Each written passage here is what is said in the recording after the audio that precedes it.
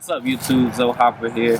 I really wanted to create a special video this week to share with my viewers and just the whole social media world. And that's on the importance of mental health and mental health awareness. I'm collaborating with one of my good friends right here, man, Rwenshaun Miller.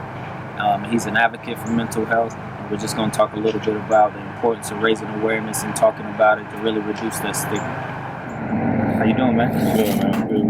I appreciate you doing the video, man. The first question I wanted to ask you is why is it important for us to talk about mental health, our mental health in particular, in the African American community, and really raising awareness? It's something that's very important to our community because it's something that we don't talk about. We always try to revert back to, we should just pray on it, or we think that it's a weakness, or we feel like it's something that if we just don't acknowledge it, that it'll just go away. But it's definitely a silent killer in our community.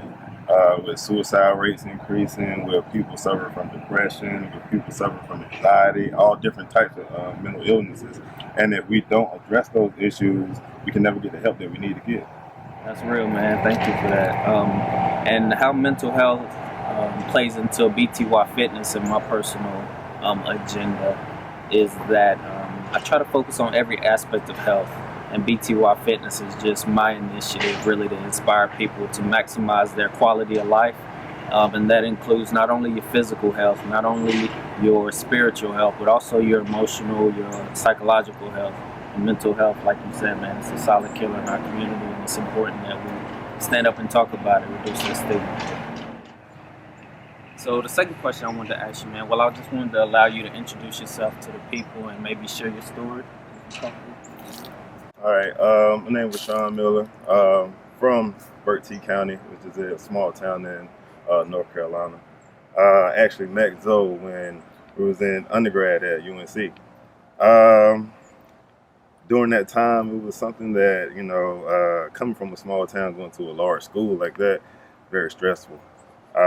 Also, just managing your time, managing schoolwork. I was on sports teams. I played football and ran track. It was just something that was very difficult to handle at the time. But when those stressors hit me, I was like, all right, I'm gonna be all right. I'm gonna be all right. Never really needed help when it came down to many things, especially throughout grade school or anything. Schoolwork was a breeze. Sports was a breeze. So it wasn't nothing that I couldn't conquer. Right. But this was something that was new. Got to a point where I couldn't really focus on things. And I became very withdrawn. Didn't want to be around friends, didn't want to be around family, and none of that. And then the main thing that really scared me was when I started hearing voices. How did you initially handle it? Did you want to go talk to somebody about it, or did you? I was scared, man. Like, cause you see those movies and things where they'll talk about the crazy people in movies, and they'll be like, "Oh, you got to be institutionalized," and you see all of that stuff. That stuff scared me. Yeah. I was like, because I consider myself a normal person, it was just something that, I felt like I needed to keep to myself, because I was like, I don't need everybody to judge me for one. And then it was something that, growing up, we were always told that people that go see shrinks or therapists, that's a white people thing. That's a white person thing, Or you think about when it comes down to suicide and all those things, oh, that's stuff white people do. We don't kill ourselves. Right. That's one of the biggest stigmas, associated with mental illness, especially our community. Oh, that's something that's for white people. So, I'm holding all of this in. Not sleeping, not going to class, I'm not doing anything. And luckily my mom picked up on the symptoms and she could recognize that, some things were changing in me. Right. And they drugged me to the hospital, man. When they drugged me to the hospital, I was diagnosed with bipolar disorder with severe psychotic features. That's where the hallucinations come in at.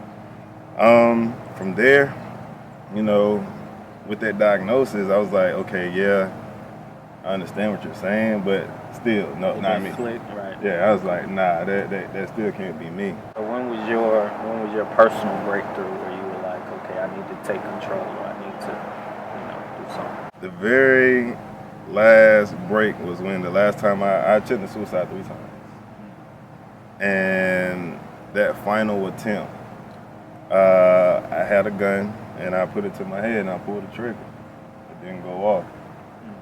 And it wasn't from the fact of me not knowing how to use the gun, because I've owned the gun for like 3 or 4 years prior to that. So I mean, I knew how to use it, but it just didn't go off. And all I could do was sit there and cry, man. Like, I had to reflect on all of the things that I had been going through, and then really realize why it didn't go off.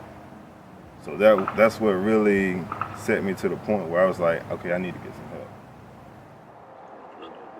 So the last question I wanted to ask you, man, is you went through your personal struggles and you've kind of realized that you have a purpose. Is that kind of safe to say? So kind of tell the viewers about what you're doing now as an advocate for mental health. Well, when I went through that last phase, when what you asked about me, when I realized I need to get some help, I started to notice as I got better, I started to notice other symptoms in my friends and stuff.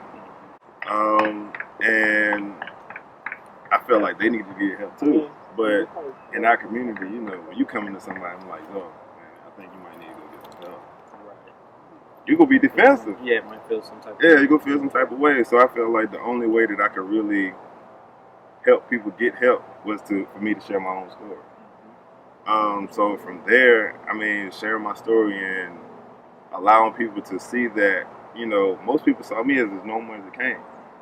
But I still struggle with certain stuff. So, I mean, if I'm telling these people, they saw me as normal, and I'm telling them the things that I went through, it may help them go get help that they need to go get. So, I mean, and then we look at it, as you were saying, you're looking at it from this aspect of you and addressing their entire wellness. I mean, we get sick, we go to the doctor. We break a bone, we go get the certain help that we need. I mean, we address our physical needs, but we don't address our psychological needs and our mental health. So that's one big reason why I wanted to, start what I'm doing as far as, especially with the Let's Talk About It campaign. So, it's just as simple as that. Let's talk about it. I mean, we all go through different things, but by being able to talk about it, we're able to share our own stories and help one another get through certain aspects of life. Any advice you may have for anybody that may see this? Right now we're utilizing the campaign Let's Talk About It, using the hashtag Let's Talk About It. We did a mental health awareness walk on the campus of UNC, where we actually showed people where campus health is, where you can actually get psychological services on campus. Many people don't know what those resources are. So it's just something as simple as that. The goal now is to, start a talk series as far as talking about different issues as it pertains to mental health. Students that are in school, trying to balance school life and then balance relationships and balance finances and all of those things. All of those things play into your mental health. And just really just want to get people to, like, on your Instagram post, everybody become a mental health awareness advocate. I mean, just everybody just started talking about it because it's something that affects everyone to some capacity, whether directly or indirectly. So what are 1 or 2 ways in which you like to deal with stress every day? I write a lot, man, and then I love to hit the gym. Like, just getting that physical exertion off, it definitely helps out, burn off the edge. That's right down my alley. You want to get a session in? Let's go. We wrap it up. All right, I appreciate you, man. Appreciate you, bro. All right, man. Thank you so much. If you like the video, be sure to comment, subscribe, and check out this work this man's doing.